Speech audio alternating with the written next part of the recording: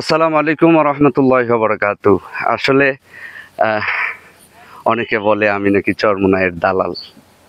আসলে চরমোনাইয়ের দালাল আমি, এটা কিভাবে বললেন?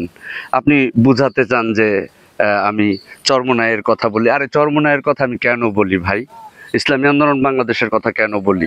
ইসলামী আন্দোলন বাংলাদেশ হকের পক্ষে যদি থাকে, ইসলামের পক্ষে যদি থাকে, আল কোরআনের পক্ষে যদি থাকে, কোরআন সুন্নাহ অনুযায়ী যদি কথা বলে এবং মানুষদেরকে কোরআন সুন্নাহ অনুযায়ী যদি ডাকে, তাহলে চরমোনাইয়ের পক্ষে থাকতে সমস্যা কি? ইসলামী আন্দোলনের পক্ষে থাকতে সমস্যা কি?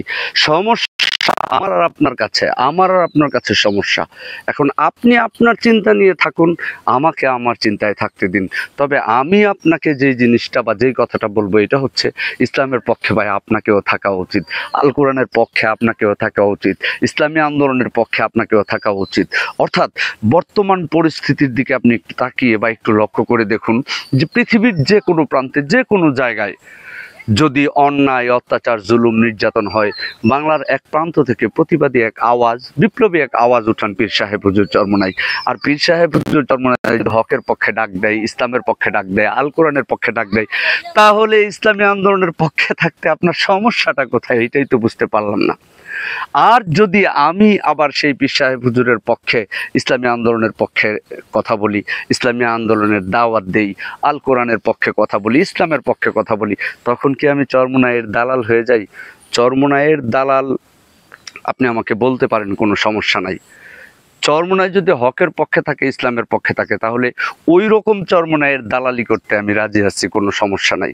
কিন্তু আপনি আমাকে যে তহুমতটা দিচ্ছেন, একটু নিজের বিবেককে খাটিয়ে আপনি দেখুন তো, ইসলামী আন্দোলন বাংলাদেশ এমন একটা দল, এমন একটা রাজনৈতিক দল, কারোর সাথে কোনো সময় আতাত করেছে কিনা, আপোষ করেছে কিনা? আরে ভাই, নেতাও ভালো, আমাদের নীতিও ভালো। আপোষহীন এক নেতা পীর সাহেব হুজুর চরমোনাই। বাতিলের সাথে কোনো আপোষ নাই, কোনো খারাপ কাজের সাথে কোনো আতাত নাই, ভালো কথা বলে, নেতা ভালো, আমাদের নীতি ভালো। এই জন্য তো ইসলামী আন্দোলন বাংলাদেশের কথা বলি, ইসলামী আন্দোলন বাংলাদেশকে সাপোর্ট করি।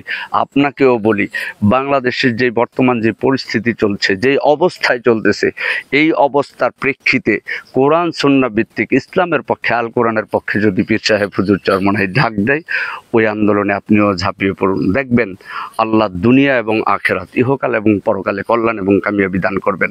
আল্লাহ যেন আমাদের সবাইকে সেই তৌফিক দান করে। এই দাওয়াতটা আপনাকে দিচ্ছি, কিন্তু অহেতুক, অনর্থক বা এই ধরনের কোনো কথা বলবেন না যে আমি ইসলামী আন্দোলনের কথা বলি, ইসলামী আন্দোলনের পক্ষে ডাক দিই, এই জন্য আমি চরমোনাইয়ের দালাল হয়ে গেছি। ব্যাপারটা এমন না। এই ট্যাগটা আপনি যদি আমাকে লাগান, তাও আমি কোনো কষ্ট পাবো না, কারণ ইসলামী আন্দোলন তো হকের পক্ষে আছে।